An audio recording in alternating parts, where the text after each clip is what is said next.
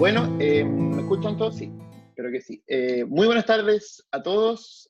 Sean todos muy bienvenidos a, a la serie de reuniones clínicas que estamos desarrollando como proyecto Telecovid-19 UDEC.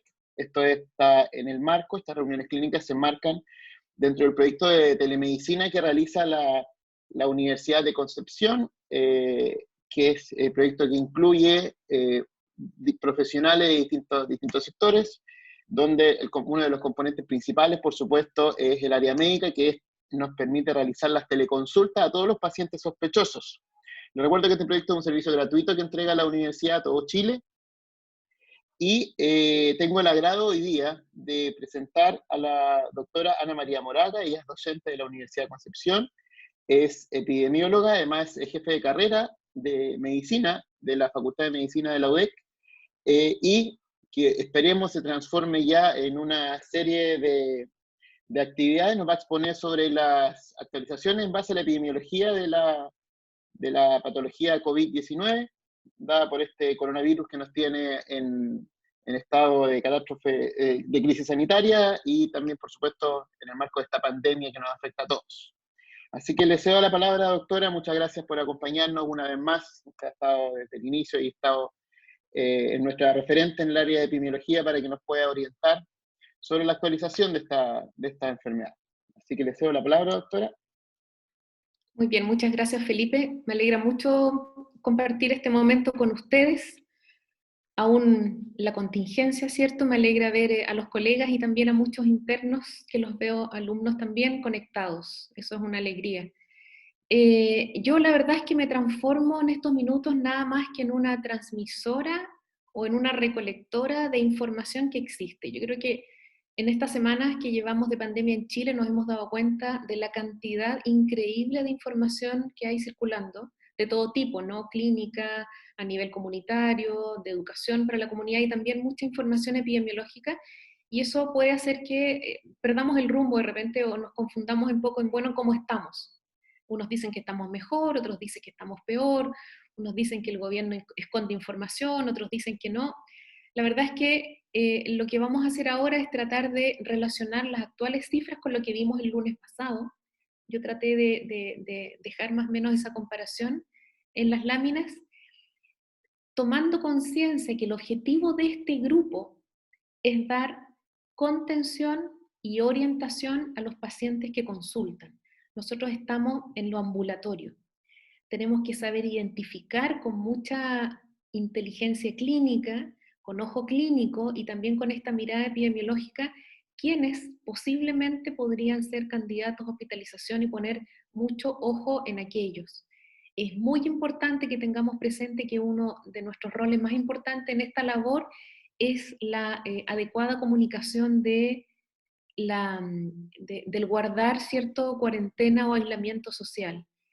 Yo diría que esos dos son los pilares de nuestro quehacer en este grupo de Telecovid UDEC, ¿cierto? Por lo tanto, toda la información que yo les quiero mostrar apuntan a poder identificar de mejor manera el riesgo en nuestros pacientes consultantes. Así que, sin más, vamos a comenzar entonces a repasar cuál es la situación actual respecto de esta pandemia a nivel local. Estoy hablando de Chile fundamentalmente y alguna información de regiones. Para los alumnos e internos les recuerdo que la epidemiología siempre describe los fenómenos de salud y enfermedad desde las variables tiempo, lugar y persona. Y eso es exactamente lo que vamos a hacer ahora. Esto es epidemiología descriptiva. Entonces, bien, ¿qué podemos ver hasta lo informado hoy en la mañana por el Ministerio de Salud? Que tenemos en este minuto 4.815 personas confirmadas por laboratorio. Esto dista mucho de decir que son 4.815 enfermos en Chile, ¿cierto? Esa es una primera cosa que tenemos que tener muy claro. Estos son el número de exámenes que han resultado positivos. Si miramos la situación a una semana atrás, el lunes de la semana pasada teníamos 2.500, la cifra se ha casi duplicado. Recordemos eso, el número de exámenes positivos, ¿cierto? De la notificación de pacientes por exámenes positivos se ha duplicado en una semana, ¿sí? Por supuesto que la tasa de incidencia, que es el número de estos casos positivos por examen, partido por 100.000 habitantes, se tiene que haber duplicado también, y así es, teníamos 12,6. La semana pasada nuestra actual tasa de incidencia es de 23,7.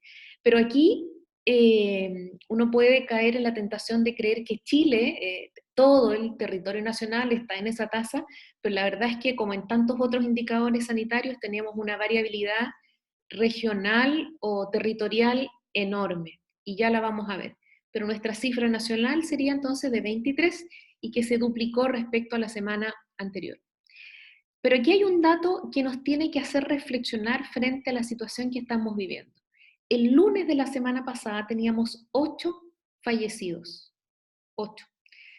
El día de hoy, en la mañana, se nos informó, y hasta las 9 de las 21 horas del día de ayer, que teníamos 37 fallecidos. Se multiplicó por 4,5. Entonces, por un lado, tenemos que el número de casos positivos se ha duplicado, pero la cantidad de fallecidos casi se ha quintuplicado. Entonces, aquí hay un desfase. Uno podría llegar a pensar, esta enfermedad se está presentando ahora, una semana después, con mucha mayor agresividad y gravedad. La verdad es que no es así. Lo más probable es que estemos diagnosticando un número inferior de casos que los que realmente están ocurriendo hoy en nuestro país. Esto es, nos falta tomar más exámenes, falta tomar los exámenes en el momento oportuno. Muchos de nosotros hemos sabido que hay personas que se toman este examen en el minuto de saber que son contacto, absolutamente asintomático, y cuando quizás todavía el examen no llega a su más alta tasa de positividad, ¿cierto? Este número de 37 fallecidos nos da una letalidad de 0,8, esto es cuántos fallecen del total de casos que se conocen, es una letalidad baja, ¿sí? ¿Cómo yo puedo decir que es baja? Me tengo que comparar con alguien, y por supuesto que nos estamos comparando con países como España, como Italia y como ahora Estados Unidos, que está en una situación muy crítica. En esa comparación, nosotros tenemos una letalidad baja. Las últimas 24 horas, entre las 21 horas del sábado y las 21 horas del día domingo, se diagnosticaron o resultaron positivos 344 casos. La misma situación una semana atrás era de 310, y nos hemos dado cuenta en los últimos días que este número de casos positivos se ha mantenido estable durante la última semana, siempre rondeando los 300 y tanto, ¿sí? Ya vamos a ver una gráfica interesante respecto a eso. El número de casos recuperados, y este es un término que puede llevar a la confusión, es el último reportado de 728. Hace una semana teníamos 156 recuperados, porque ahí el comentario es, bueno, aquí llamamos recuperados, ¿no? Y evidentemente estamos llamando recuperados a aquellos que han pasado más allá del periodo en que se supone que la persona es contagiante, ¿sí? A eso estamos llamando recuperados. Interesante señalar que hasta el día de hoy, y estamos en el día 35 de evolución de la pandemia en Chile, hemos tomado casi 55.000 exámenes, ¿cierto? Casi 55.000 exámenes en 35 días. Una semana atrás llevábamos 32.000 exámenes, y en las últimas 24 horas se tomaron cerca de 3.000 exámenes. Sin duda, insuficientes. Por supuesto que si yo me comparo con los exámenes que se están tomando en Ecuador o en Perú, podríamos decir que es un número considerable o importante, pero yo creo que tenemos que compararnos con los países que están de nuestro grupo de comparación, que son los países OCDE. Entonces, si nos comparamos con el número de exámenes que se hacen en otros países, o la tasa de examen por 100.000 habitantes, es baja, es baja. Se están haciendo esfuerzos importantes y eso hay que reconocerlo, pero tenemos que optimizar esos exámenes en la población. Vamos a la siguiente. Caracterización de los casos en el tiempo. Entonces aquí tenemos la variable tiempo de esta situación sanitaria, ¿cierto? Los casos acumulados y los casos nuevos. La línea, yo voy a tratar de sacar esto ahí. La línea continua son los casos acumulados en el tiempo, este es el número, son números absolutos, y en las barras celestes es el número de casos nuevos día a día. Entonces, si nos damos cuenta, por supuesto que la línea va en ascenso, porque cada día tenemos alrededor de 300 casos nuevos desde hace una semana, y que esa cifra se mantiene más o menos estable. La diferencia fue lo que ocurrió, o nos informaron el sábado en la mañana, entre el viernes, ¿cierto? Y el sábado fueron notificados 424 casos, el número de notificación más alta en lo que va de los 35 días de pandemia en Chile. Entonces, ¿qué podemos ver? Que en la última semana el número de casos nuevos se ha mantenido relativamente estable día a día, alrededor de 300, con un pic el día sábado 3, o lo que se informó del día 3, que se informó el sábado, ¿cierto? 4. Y que el acumulado entonces va en aumento, aunque no es un aumento exactamente exponencial. Fíjense en lo siguiente, aquí está. Acá está el reporte de casos al día de hoy, lo que se reportó hoy en la mañana. Ahí están los 344 casos nuevos que nos informó el Ministerio de Salud hoy en la mañana. Y aquí está cómo se ha ido moviendo, y evidentemente cada día, ¿cierto? Hemos ido aumentando el número de casos notificados, y se produce un primer quiebre el día 15 de marzo, y de ahí, ¿cierto?, es el aumento importante en el número de casos nuevos confirmados cada día. Pero si miramos esta otra gráfica con atención, donde aquí tenemos el aumento porcentual diario, que es la barra azul, y la línea pespunteada en celeste, que va hacia la baja, es la tendencia en el aumento diario porcentual. ¿Cuánto pesa el número de casos nuevos cada día respecto a la totalidad de casos acumulados?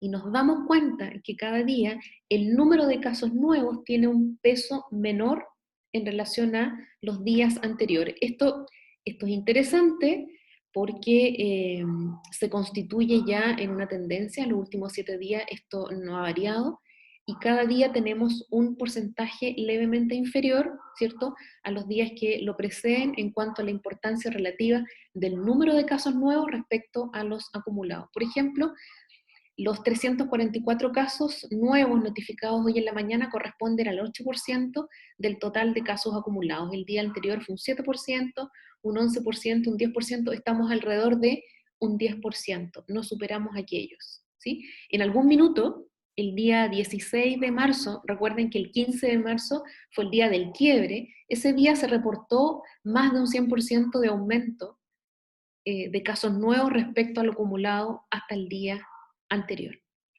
Importante no perder de vista esta tendencia, porque hay que ir observando si se mantiene, ¿sí? Bien, al día 35 entonces de la evolución de esta pandemia, tenemos 610 casos hospitalizados, total. Hace una semana teníamos 122, esto se ha quintuplicado. Tenemos el doble de número de casos reportados positivos, pero tenemos 5 veces más de casos hospitalizados. Al día de hoy se reportaron 327 personas en camas de cuidados intensivos. Una semana atrás teníamos 82, se ha multiplicado por 4. Y la ocupación de camas UCI con ventilación mecánica, lo informado el día de hoy en la mañana fue de 270, al lunes de la semana pasada eran tan solo 14, esto se ha multiplicado por 19. Entonces, evidentemente, aquí estamos viendo la evolución de la enfermedad, como lo hemos observado en España y en Italia también, en el sentido de lo rápido que va aumentando la necesidad de ventiladores mecánicos. Ahora lo tenemos ya, se nos hace evidente. Sin embargo, nosotros tenemos una información que no se condice con el número de casos, de cómo va aumentando el número de casos diarios. Si el número de casos que nosotros tenemos reportados se acercara a lo real, podríamos decir que esta enfermedad es mucho más grave en Chile que lo que se ha visto en otras partes.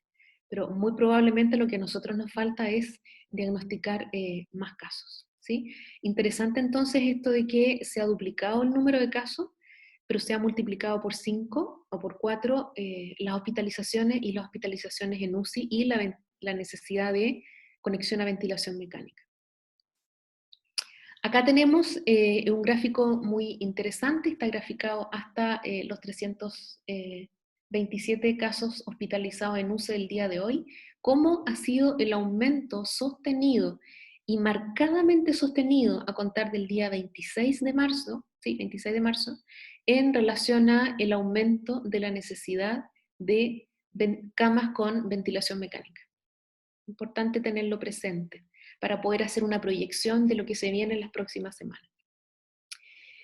¿Quiénes son los pacientes que están en UCI hospitalizados al día 5 de abril, los 327 casos hospitalizados al día de ayer y que nos informaron el día de hoy? En general no hay una diferencia significativa entre hombres y mujeres, primera cosa. Y segundo, tendemos a pensar que esto está concentrado en adultos mayores, pero no, lo que está concentrado en adultos mayores son las muertes, pero no la ocupación de camas UCI. Y así nos podemos dar cuenta que el grupo que tiene una mayor ocupación de camas UCI es el grupo de adultos entre 50 y 59 años, jóvenes, ¿no?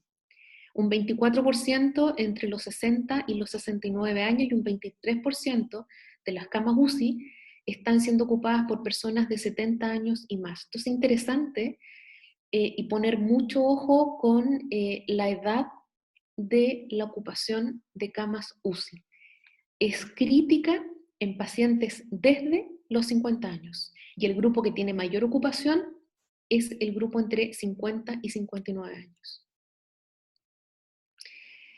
En relación a la caracterización de los casos totales, de los 4.815 casos positivos al día de hoy, tenemos una mediana de edad de 40 años, 39 era el lunes de la semana pasada, estamos igual, y un rango que tuvo una pequeña variación interesante entre los 3 meses y los 100 años. Aparecieron casos de menor edad respecto a lo reportado hasta la semana pasada. 3 meses es el caso positivo más joven reportado hasta el día de ayer. Los porcentajes en relación a los grupos de edad se mantienen y sigue siendo el grupo entre 30 y 44 años el grupo de edad que reporta más casos positivos. Y aquí ya es interesante parar en aquello porque nos podemos preguntar por qué ocurre esto. Y pueden haber varias respuestas. Porque es el grupo que está más activo y tiene más posibilidad de acceder a tomarse un examen.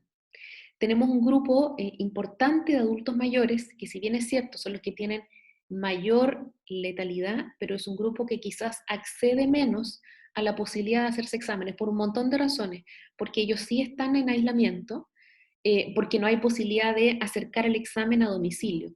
Cuando el examen en la puerta de la casa comienza a ser un mecanismo habitual de toma de muestras, vamos a ir viendo que este porcentaje de personas positivas de 65 años y más va a ir aumentando. En general, la gente que nosotros vemos en las calles y en el transporte público son los adultos entre 30 y 60 años, que al menos hasta este momento son los que tienen el mayor porcentaje de positividad. Ojo con eso. Nos observan diferencias, lo mismo que en las hospitalizaciones, ¿cierto?, entre hombres y mujeres. Acá tenemos una gráfica, pirámide poblacional se llama este tipo de gráficas, donde, como les comenté el lunes pasado, al lado izquierdo está la población masculina, al lado derecho está la población femenina, y vemos por grupos de edad, por quinquenios de edad, hasta los 80 años y más, el número absoluto de casos confirmados, y nos podemos dar cuenta que no hay una diferencia importante en términos generales entre hombres y mujeres, y que el gran número de casos positivos está entre los 30 y los 34 años, tanto en los hombres como en las mujeres. Y que en el grupo de población de 80 años y más, donde hay muchas más mujeres que hombres en Chile, la proporción de positividad en los casos se mantiene muy parecida entre ambos sexos. Caracterización de los casos, aquí no cambié la fecha, esto es a la fecha de lo entregado el día de hoy por el Ministerio de Salud. Sí tenemos un cambio importante respecto a que hoy podemos decir que el 40% de los casos confirmados por laboratorio positivos, ¿cierto? Son casos secundarios. Y casos secundarios, bien, debemos saber nosotros que son aquellas personas que son contactos de un caso confirmado. Eso sigue siendo la gran mayoría de los casos registrados como positivos hoy en Chile. O sea, un contacto sintomático es más probable que se vaya a hacer exámenes, ¿sí? Un 25% de los casos informados como positivos al día de hoy en la mañana no tienen nexo.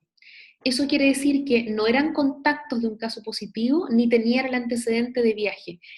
Esto aumentó respecto a la semana pasada y eso evidentemente va a ir aumentando porque eso significa que hay circulación viral en la población. Tenemos un 20% de los casos que están aún en investigación, eso siempre vamos a tener un porcentaje importante de casos en investigación, y el número de casos importados evidentemente va a ir disminuyendo porque han ido pasando las semanas, ¿cierto? Han ido pasando las semanas de posibilidad de presentar enfermedad, y estos son los casos que venían llegando del extranjero. Eran 22% la semana pasada, hoy son un 15%. Entonces tenemos que mantener mucho ojo con todas las personas que nos relaten que son contactos de un caso confirmado, que viven con un caso confirmado, trabajaban con un caso confirmado, tenían alguna relación física cercana con un caso confirmado, pero no podemos pasar por alto que el número de personas que no tenían ningún nexo con un caso confirmado va a ir en aumento. Por lo tanto, cualquiera puede ser sospechoso, ¿cierto? Aquí hay algo interesante, particularmente para nosotros aquí, quienes estamos en la región del Biobío. Esta es una gráfica, ¿cierto?, en mapa, de la tasa de incidencia por 100.000 habitantes. Esto es el número de casos por cada 100.000 habitantes de cada región. Recordamos que la tasa a nivel nacional es de 23, ¿cierto? Casi 24 por 100.000 habitantes. Tenemos en el norte del país tasas de incidencia bastante bajas. La más alta o destacable es la de la región de Arica, con 11 casos por 100.000 habitantes. Y luego llegamos a la región metropolitana, que tiene una tasa de incidencia levemente superior a la nacional, una tasa de 26. Y fíjense lo que va pasando hacia el sur. Acá tenemos Ñuble con un brote importante y una tasa de 83 casos por 100.000 habitantes, 4 veces más alto casi que lo que se observa en la región metropolitana. Y hacia el norte de la región del Biobío, en Araucanía, tenemos una región que reporta una tasa de incidencia de 50 por 100.000 habitantes. Y al medio estamos nosotros, con una tasa en aumento, con una tasa de 22 casos por 100.000 habitantes. Qué importante es limitar el flujo o la movilidad de personas entre regiones, considerando que nosotros estamos entre dos regiones con tasas altísimas, ¿sí? Y cabe destacarse toda la región de Magallanes con una tasa de 106, que es la tasa más alta a nivel nacional. Yo les puedo contar que en la región del Biobío, las 3 comunas que tienen las tasas más altas son Hualpén, San Pedro y Tomé, ¿cierto? Que es el número de casos por 100.000 habitantes. Sin embargo, las 3 comunas que reportan el mayor número de casos son Concepción, la comuna de Concepción con 70 casos al día de hoy, la comuna de Hualpén con 68 casos y la comuna de San Pedro con 64 casos al día de hoy. Eso de un total de 383 casos en la región del Biobío. Vamos ahora un poco más a lo clínico. Le hemos seguido el rastro un poco de esta información de los síntomas más frecuentes en el total de población positiva y también en el total de población hospitalizada por COVID-19. Y nos damos cuenta que hemos tenido alguna variación. Aquí está los casos, el total de casos notificados positivos según sintomatología, esto es al 4 de abril. Nos damos cuenta que los síntomas mayormente reportados son tos, fiebre, mialgias, cefalea y odinofagia. Lo que se condice con casos que están en la comunidad. Estos son todos los casos, los 4.000 y fracción casos reportados hasta ese día, ¿sí? Aquí es importante recalcar que la tos y la fiebre se han mantenido estables en relación a la importancia relativa del total de los síntomas. Siguen siendo tos y fiebre y mialgia los síntomas más importantes. Cuando miramos esta tabla en relación a los síntomas En los casos que se han hospitalizado, quiero hacer notar que los síntomas de tos y fiebre han ido adquiriendo una mayor importancia relativa respecto a lo que vimos la semana pasada. Un mayor porcentaje de los casos hospitalizados han presentado al hospitalizarse tos y fiebre. Hago énfasis en tos y fiebre porque son síntomas en los que tenemos que profundizar en la conversación con nuestros pacientes. Si nos dicen que no tienen fiebre en este minuto, preguntar si se la han cuantificado, si se la han tomado, cómo se la toman, si están tomando algún medicamento, sobre todo en aquellos que tienen tos. Tos y fiebre es una dupla que se presenta en la gran mayoría de los casos que requieren hospitalización. Ojo con eso. Y miren ustedes cómo disminuye la mialgia en relación a aquellos que no necesitaron hospitalización, ¿sí? Y por supuesto que la disnea o la dificultad respiratoria se presenta en un porcentaje mucho más importante en los pacientes que requieren hospitalización que los que no la requirieron. La siguiente. Esto en relación a la hospitalización también, tenemos una tasa o un riesgo de hospitalizarse de 2,7 por cada 100.000 habitantes. Se duplicó respecto a lo que observamos la semana pasada. La semana pasada teníamos un riesgo de hospitalización en población general de 1,4, sin diferencias por sexo, como les había comentado, y a medida que aumenta la edad, aumenta también el riesgo de hospitalizarse y se hace máximo el riesgo de llegar a hospitalizarse en las personas de 80 años y más. Eso es el riesgo de hospitalizarse. Pero cuando miramos la importancia relativa de este grupo de edad en el total de personas que se hospitalizan, nos podemos dar cuenta que entre los 30 y los 80 años se concentra el gran porcentaje de población que se hospitaliza. Un 9% de los hospitalizados son adultos jóvenes o adolescentes y solo un 8% son adultos mayores. Ojo con eso, solo un 8% son adultos mayores. Y lo que pasa en este grupo de edad de manera más importante son los fallecimientos. Aquí están concentrados, pero en general la hospitalización se da desde los 50 años en adelante de manera importante. Esto lo dimos la semana pasada, que es la primera proyección de demandas de camas UCI a nivel nacional, y aquí, como para recordar, y porque ahora viene la segunda proyección, esto fue al lunes de la semana pasada, ¿cierto? Señalar que esta línea horizontal, pues punteada, corresponde a 500 camas UCI, y se supone que cuando 500 camas UCI estén ocupadas solo por pacientes COVID, llegamos a cierto nivel de colapso. ¿Por qué? Porque a pesar de que tenemos más de 1.600 camas UCI a nivel nacional, juntando lo público, lo privado, y la reconversión de algún instrumental o aparatos a camas UCI, podemos decir que, y me refiero a que hay muchas más de 500 camas, pero también tenemos otras patologías que requieren de hospitalización en UCI. Por eso se asume que 500 camas UCI ocupadas, ya estamos en un primer momento de colapso. Y tenemos tres líneas, roja, negra y azul. La línea roja es la proyección si es que por cada caso confirmado se contagian otros 3, RO 3. La negra es que sí, por cada caso confirmado positivo se contagian 2,35. Nosotros estamos más cercanos a esto en este minuto. Lo ideal sería la línea azul, que dice que por cada caso confirmado hay 1,5 casos positivos a continuación, ¿cierto?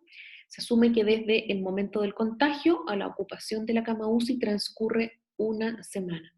Según la proyección de la semana pasada, y si nosotros nos adherimos a que estamos en la tendencia negra con un RO de 2,35, podíamos suponer que alrededor de, o en la semana del 20 al 26 de abril, nosotros íbamos a llegar a este primer punto de colapso de una ocupación de 500 camas UCI.